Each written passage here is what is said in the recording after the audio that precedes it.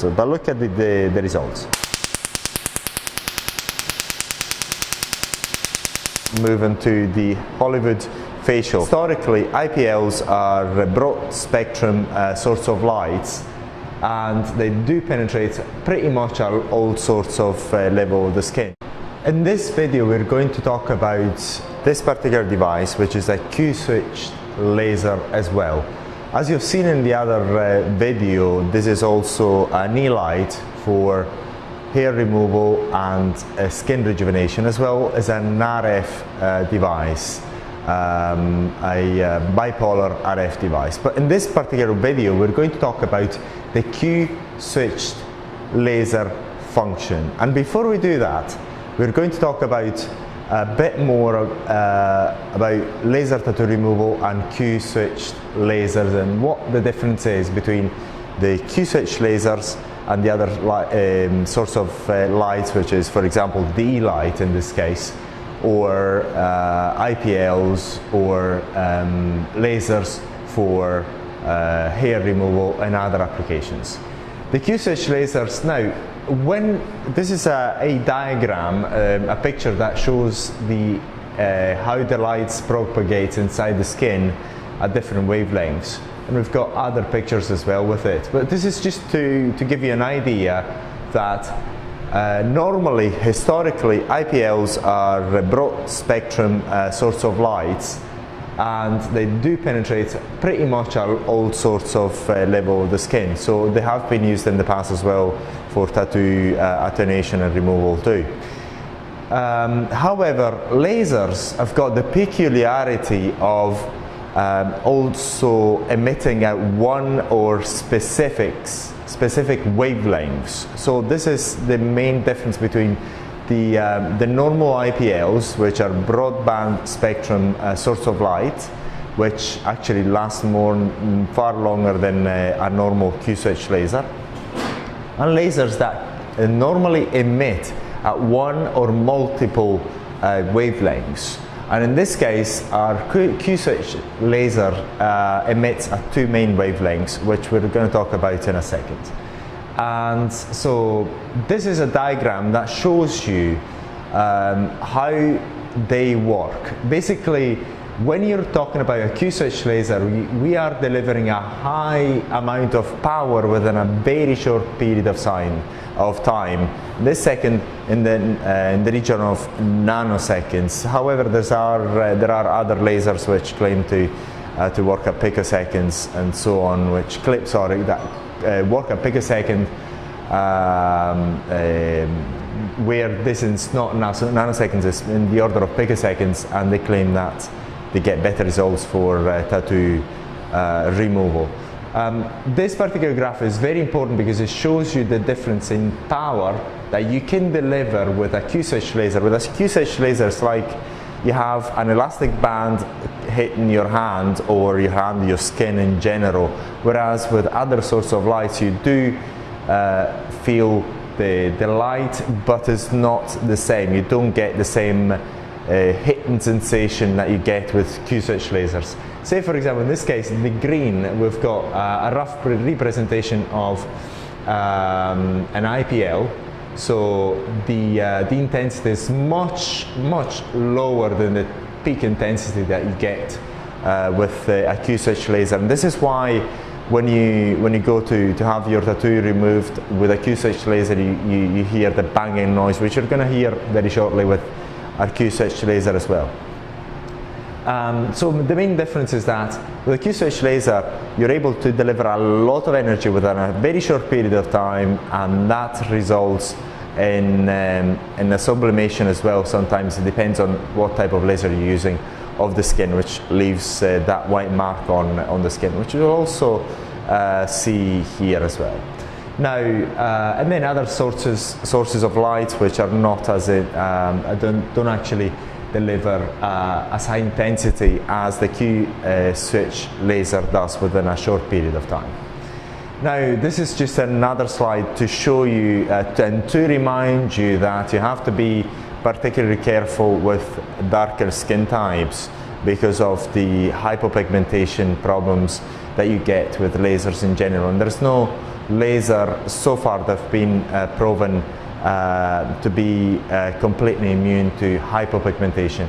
What we know that doesn't cause hypopigmentation in tattoo removal and other treatments is the use of voltaic arcing, but as you know, we're specialists in that, and if you want to know more about that, you can find information about voltaic arcing on voltaicplasma.com. So whenever you're dealing with dark skin tones, be careful with lasers and also Q-switch lasers. Try to use lower intensity. Some practitioners also prefer not to treat them at all. Now this is a slide just to show you the main principle of tattoo removal using a Q-switch laser. So you hit the skin, then the pigments somehow to a certain extent are scattered, and then they get reabsorbed. This is another picture showing you the same thing, as I say, the pigmentation inside the dermal layer, the light that hits it, the scattering, and then the absorption. This doesn't happen perfectly. As you may know already, these devices have the power to not to completely remove most of the tattoos, but to fade them. So what you get actually is a certain degree of fading after each treatment. Now, this is another representation showing you the same thing, just again, just to make that concept quite clear in your mind, the way the tattoo removal or laser tattoo fading works. So you hit the tattoo pigments with a source of light, and then those pigments that are scattered get dealt with by our immune system and get therefore the tattoo is lighter than it was before. Now this slide is very important because we're introducing the concept of the color sensitivity of laser when it comes to tattoo removal. As we know, and it's very well known, when you try to remove tattoos using lasers, not all colors can get either removed but better attenuated using lasers. There are certain colors that, say for example the light blue, are almost impossible to get absorbed or to get attenuated by using lasers. But other colors, say for example black is the easiest, and certain other colors like grey are easier, and so on. And different colors react better than others, also depending on the wavelength that you're using.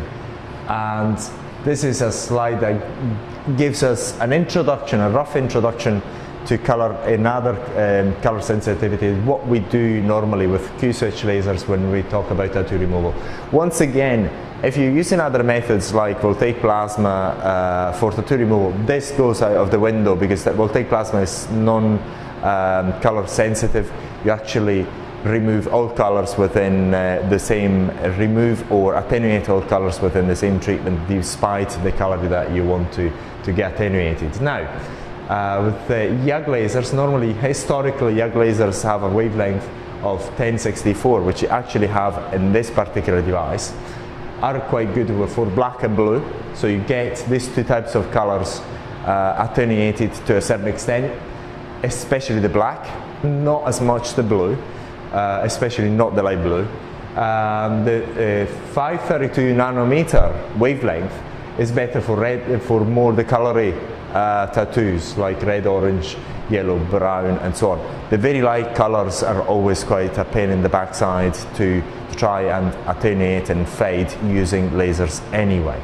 So there are these two wavelengths, but we're going to talk briefly about other wavelengths as well. This is a very good slide because it actually shows you the degree of light absorption by different wavelengths. Now, say for example the red get a higher degree of absorption between 4 nanometers and 600 nanometers. But as we know, the tattoos are inside the dermal layer, and not all the light gets absorbed inside the dermal layer. So there's a further degree of complexity in it, but just to give you an idea that just a very color reacts differently to different wavelengths, and this is quite an intuitive thing because the color is another wavelength as well. So what we perceive with the eyes is the reflection of that particular material. So if we see the color red, it means that a certain wavelength is transmitted to our eyes and we interpret it as that color. So say for example we're talking about yellow, only shorter wavelengths are absorbed. When we go to longer wavelengths, there's a low degree of absorption. Blue, again, since is a smaller wavelength, then what we find is that is absorbed at slightly longer wavelengths, and so on. So different. The green again reacts differently. And so on. So this is again to give you an idea of how colors react differently to light sources of different wavelengths. And this is also the reason for, one of the main reasons for lasers to be color selective in tattoo fading. Now this is another slide to show you a similar thing, and this is quite good. Because in this particular slide, we show you the 532 which we have, and the type of colors that it can, to a certain extent, fade, which is the colors that we talked about. And then when we go to very light colors, we struggle a lot. Whereas the 1064 is quite good with darker colors and so on. And this one, in order to try and deal with these light colors, this wavelength has been introduced. However, remember, when you're dealing with colored, light colored tattoos, sometimes it's extremely difficult to fade them anyway, despite the wavelength that you're using, or the picosecond, or whatever method you're trying to use using lasers. Once again, if you use other methods, that may not be the case. This is another slide, just once again to reinforce again that concept of color selection in tattoo fading. Say for example the 1064 fades the darker colors, so this is what you find after a 1054 treatment. A 532 nanometer fades the red and so on, and then you need to get the other wavelength in order to, this wavelength here, in order to try and fade these other colors. Then if you want to deal with that color, there you want to try another wavelength, and so on. We talked about laser tattoo removal on voltaicplasma.com, and in some cases what you can find is that there are lasers which have got multiple wavelengths, Q-switch laser which have got multiple wavelengths, in order to try and deal with that color sensitivity. This is not the case. In this particular Q-switch laser, we have two wavelengths and we've got three heads, and we're going to introduce you to all of them. And in this particular video, we're going to show you how this particular laser function works. So now we're going to talk about tattoo removal and permanent makeup removal. In this case, we can use the two heads. This particular one, which is the 1064, as we talked about before.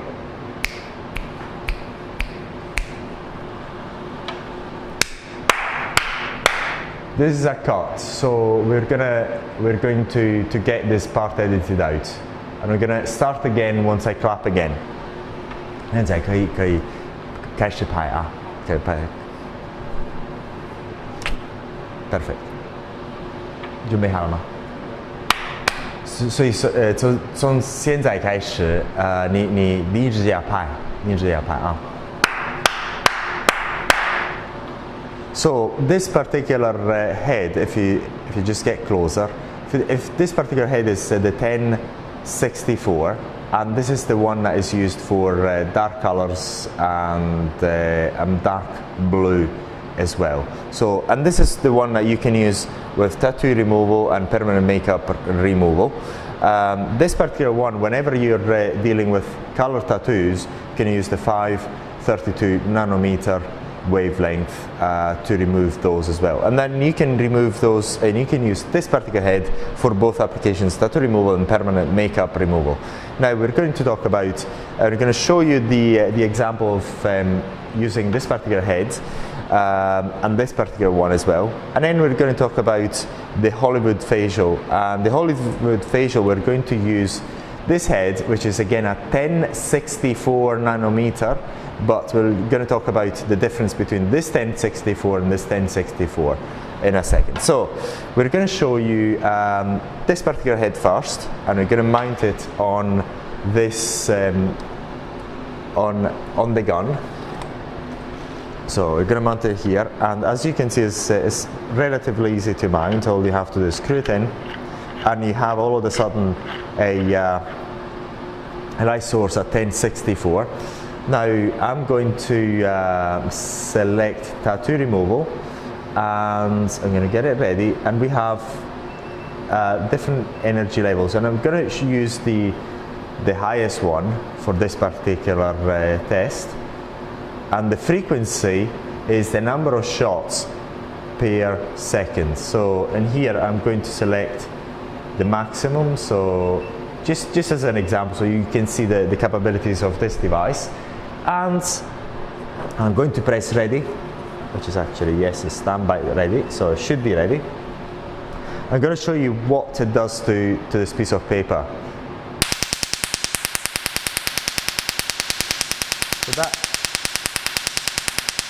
So this is the effect on the paper, and it's quite a small little circle. So I'm going to do it on my skin here. So now I can actually feel it.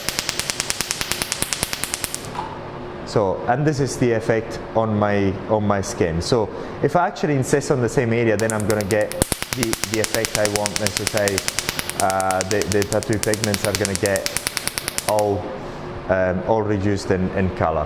Now what I'm going to do, I'm going to change the head, and I'm going to use the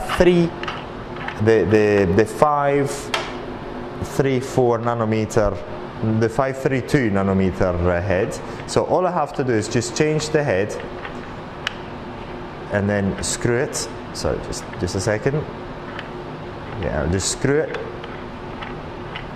And once it's screwed in, I'm going to do the same. So I don't have to change anything in the settings there, and I go and change it. As you may be able to see, as you may be able to see, in this case the light color is quite a greenish, and this is because of the wavelength that has been changed. I'm going to do the same thing on my skin here.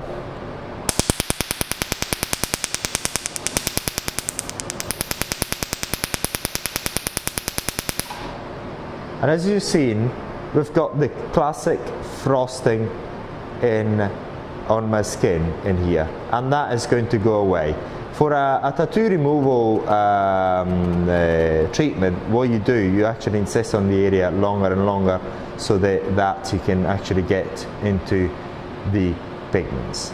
So that is the way it works. Now, what we're going to do in this case, so I'm going to press standby, and we're not going to show you the permanent tattoo removal, the permanent makeup removal, simply because it's the same as the tattoo removal setting. So settings wise, you've got the frequencies, to say you can select from 1 shot a second to 10 shots a second, up to a level of energy of 50. And then what we're going to do, we're going to move into the Hollywood facial. And the Hollywood facial, what we're going to do, we're going to use the same setting, but we're going to use the head for the Hollywood facial, which we're going to show you in another video. We're going to show you the example of how the treatment is carried out in another video. And again, this is the same wavelength as this, but is the energy is not as focused and as it is with this head. As you've seen, when we hit with that head, the tattoo removal head, we got this sort of circles here. Because of the different type of treatment that we want to carry out, the energy is spread out more with this particular head here. So we're going to show you how spread up it is. So I'm going to press ready here. So remember, this is the same 1060 that we've, the same wavelength is used here. So but look at the results.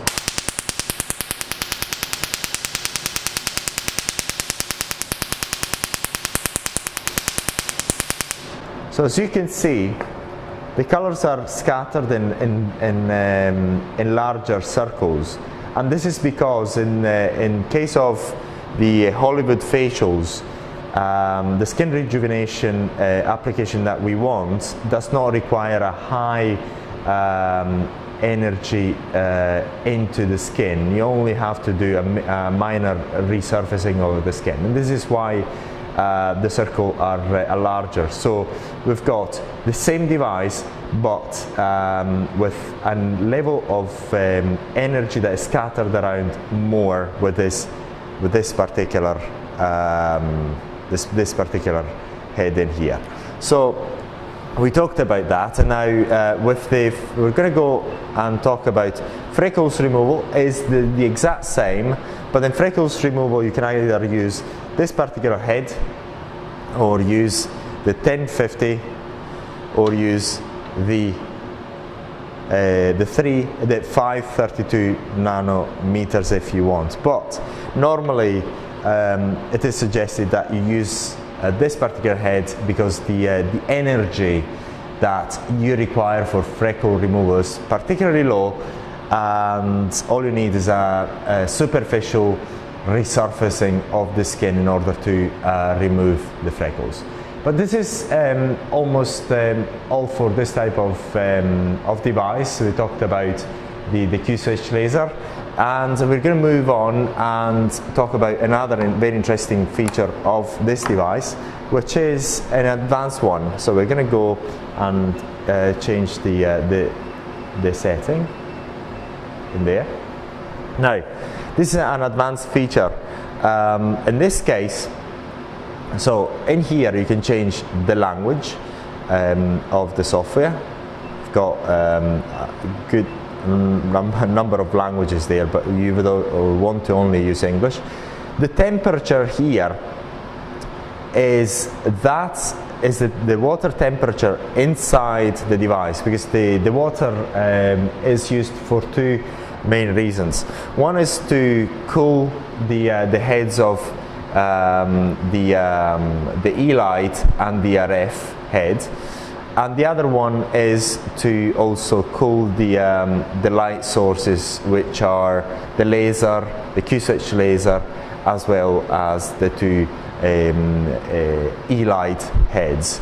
And then here, so say for example, if what you don't want to do is to have that water to be at too high temperature, because it's going to damage the system. Normally it's set by factory setting at 55, but you can change that as well. We don't suggest you do that. It's changed at 55, you can change it lower and so on. So what happens is, if that temperature, that water temperature goes above this particular threshold, the device cuts out automatically. So, and this is a very good function. We've got water set on, water set off, which is to say this particular function is for you wanted to have it on all the time. Is for it tells the pumps, the 3 pumps inside this device, to keep pumping the water into the system to cool down the 3 light sources. And this is the count of each particular head, which actually increases as you use the device, and you can actually clear it if you wish. If you want to clear it, then it keeps asking you for the password anyway. So just to give you, to going back and look at the water Here you've got the water temperature. At the moment it's winter, so the water temperature is very low, so there's no problem. So in this case, it gives you the water temperature, which is not to be confused with the air, but it's the water temperature inside the tank of the device. So this is all for this particular video. If you have any other question, please let us know. Hopefully we covered everything that you need to know in order to start operating this device. If you want to know more, there are other videos on how to use this device, and also more detailed information is on the manual, inside the manual, which is published on our website. So thank you very much for watching.